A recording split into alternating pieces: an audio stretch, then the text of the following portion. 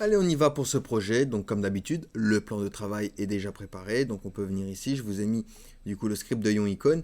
On va pouvoir se l'ouvrir, clic droit, Open with Live Server et se commencer du coup par notre HTML. Donc, ici, je vais me faire une div avec la classe BG. D'accord? Donc, ça va me servir pour mettre l'image de fond. Ensuite, je vais me faire une div avec la classe Content.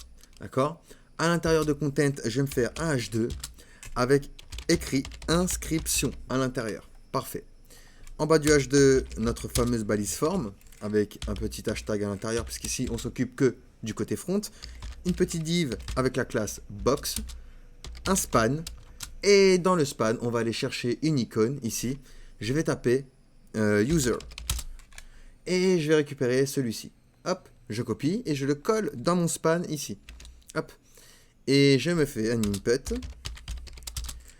Alors hop, je peux venir ici. Un input à qui je rajoute du coup l'attribut placeholder et je vais mettre nom, tout simplement. Ok, parfait, je vais récupérer ma box ici. @maj flèche du bas. On va récupérer également du coup le prénom. Donc prénom. Nom, prénom, parfait, nickel. On a ici nos deux premières inputs. D'accord? Nos deux premiers inputs. On va récupérer encore box, on va se le dupliquer encore une fois. @maj flèche du bas. Hop. Donc là, au niveau de prénom, on va mettre mot de passe.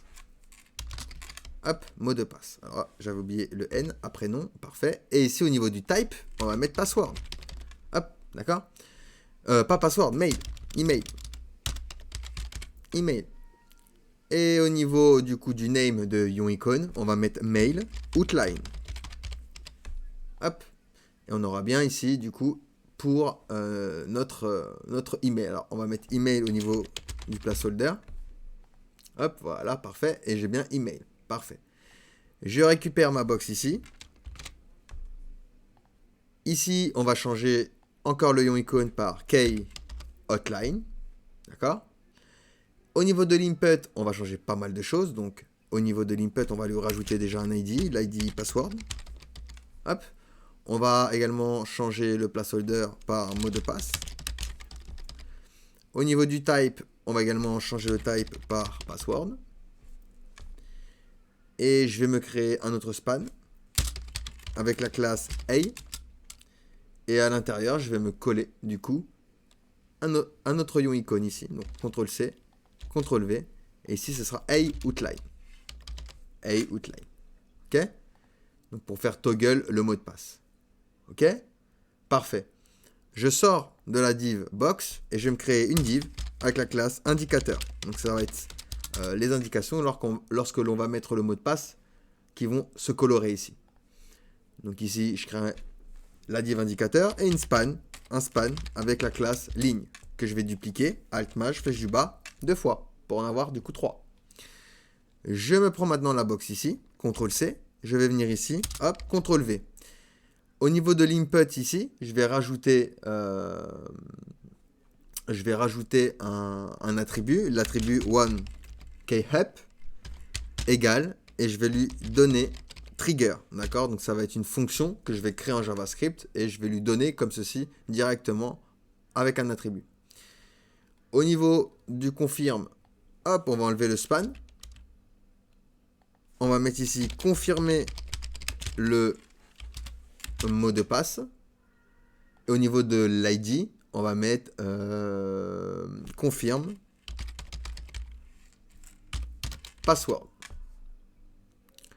Hop, donc comme ça, l'utilisateur il peut confirmer le mot de passe. Parfait. Ensuite, en bas, on va se faire un P avec la classe infopass. Donc c'est pour indiquer si le mot de passe il est identique ou pas. On récupère toute la div box. On vient ici en bas, on se la colle encore.